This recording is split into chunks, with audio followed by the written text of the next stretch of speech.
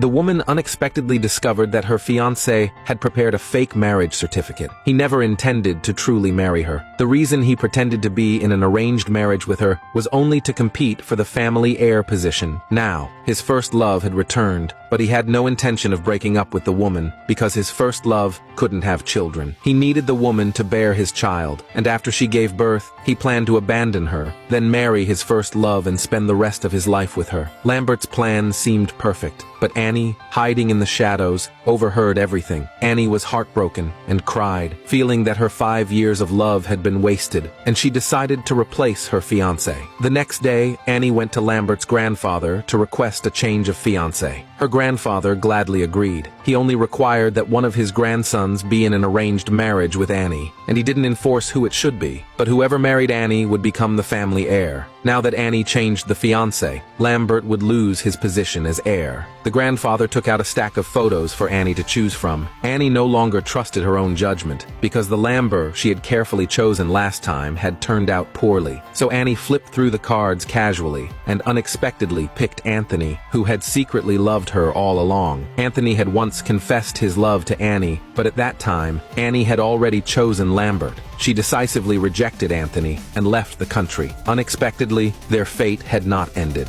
The right people would eventually be together. The grandfather immediately informed Anthony to return to the country. That night, Annie heard a knock at the door. When she opened it, she found a delivery package. But the delivery person was Anthony himself. He said it was a gift he personally brought for Annie. Annie opened the package and found that besides some health supplements, there was also a note. It read that Anthony would always remain loyal to Annie. Unfortunately, by now, Annie had already experienced Lambert's betrayal and no longer trusted a man's loyalty. The next day, Lambert took Annie to her grandfather's house for a family meal. Since Anthony had returned, Annie was about to get into the car, but she saw that the front passenger seat was already occupied by Lambert's first love, Daisy. Daisy looked at Annie provocatively and pretended to be weak so that Annie would sit in the back. Lambert also acted like he felt sorry for Daisy. Annie ignored them and sat in the back seat. At the family dinner, Daisy actually sat next to Lambert. Lambert was attentively taking care of Daisy. Annie found the scene extremely ironic. For 5 years, she had cared for Lambert with devotion, without receiving his genuine love in return. Annie placed the shrimp she peeled into Anthony's bowl. Anthony was flattered and overwhelmed. Lambert was very displeased. Before Annie could get angry, Anthony immediately confronted Lambert, firmly defending Annie. The conflict spread from Lambert to Daisy. Daisy immediately pretended to faint. Lambert anxiously carried Daisy to the hospital, completely ignoring his fiancée.